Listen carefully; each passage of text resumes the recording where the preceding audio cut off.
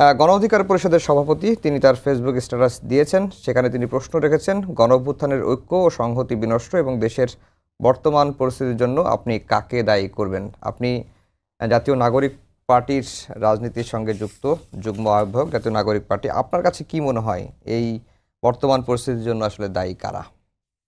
ধন্যবাদ, আপনাকে শুভেচ্ছা এবং যারা দেখছেন তাদের শুভেচ্ছা।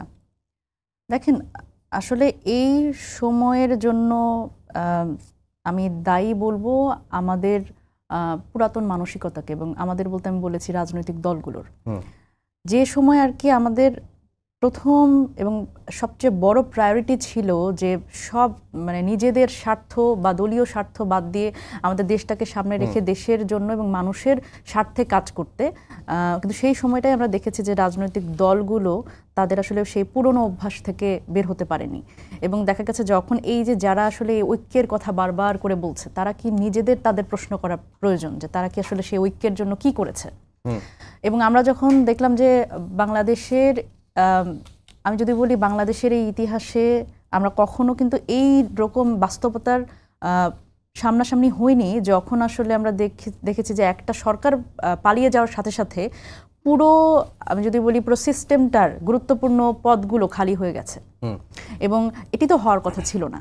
ধরেন আমি যদি বলি যে রাষ্ট্রীয় প্রতিষ্ঠানগুলোর যারা গুরুত্বপূর্ণ পদে ছিল তারা যেরকম পালিয়ে গেছে, আমি যদি বলি যে প্রশাসন, মসজিদের খতিব থেকে শুরু করে সবাই পালিয়ে গেছে। সুতরাং এই যখন অবস্থা, তার মানে আমরা মানে ইতিহাসের একটা কথা তো আছে যে ইতিহাসের সবচেয়ে বড় শিক্ষা হচ্ছে আমরা ইতিহাস থেকে শিক্ষা নিই না।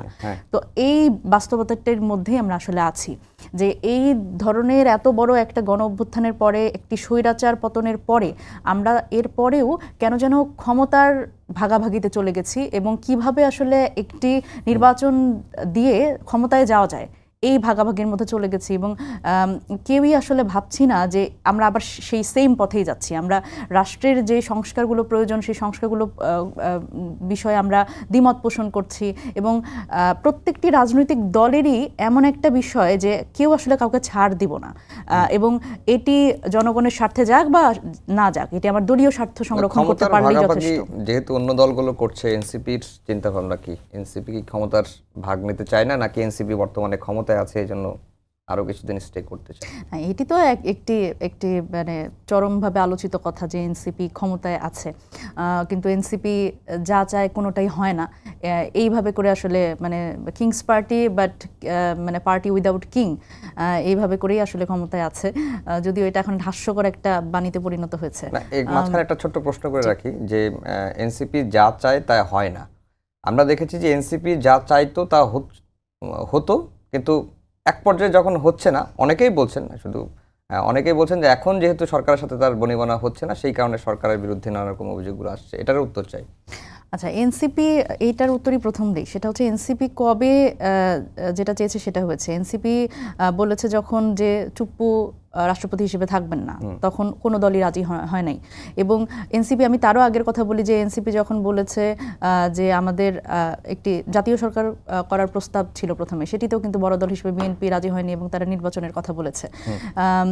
তারপরে আমি যদি বলি যে এনসিপি নতুন সংবিধানের জন্য বহুদিন ধরে বলছে, কিন্তু সেই নতুন সংবিধানে কেউই রাজি না।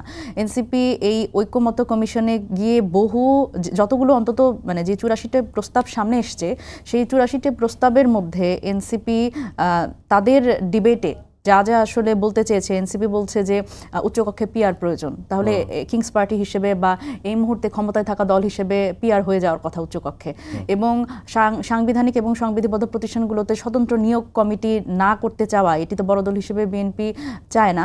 তো এই জায়গাগুলোতে তো পরিবর্তন এনসিপি চেয়েছে, কিন্তু এটি তো হয়নি। সুতরাং এই যে ক্ষমতার কাছাকাছি থাকতে চাওয়া, দেখেন এই যে এখন পুরো আকর্ষণটি বা পুরো আলোচনাটি নির্বাচন কেন্দ্রিক হয়ে গেছে, এবং আমরা তো আসলে বলেছি সংস্কারটি আগে হওয়া প্রয়োজন। সংস্কারটি বলতে অন্তত মৌলিক সংস্কারগুলো, যেগুলো আমরা বলেছি যে আসলে এই সামনে যারাই ক্ষমতায় আসবে তাদের আসলে স্বৈরাচার না বানানোর যেই সিস্টেমগুলো আছে সেগুলোতে অন্তত আমাদের মনোযোগ দেওয়া উচিত, এবং এখানে সবচেয়ে বেশি ঐক্য প্রয়োজন। কিন্তু এনসিপি চেয়েছে, তাও কিন্তু হয়নি।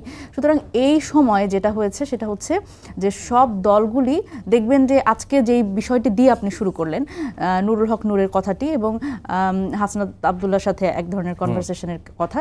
তো এনসিপির যদি আসলেই মানে মাঠ পর্যায়ে মানে তাদের আসলে ডিসি ও ইউএনও যদি থাকতো তাহলে তো এনসিপির আসলে এত অসুবিধা হতো না, এবং এনসিপি তো তাহলে ওই আপনি যেটা বলছেন যে মানে ক্ষমতায় থাকা দল, তাহলে তো সবাই এনসিপির হয়ে কাজ করতো। বিষয়টা তো বাস্তবতা তো আসলে সেটা না।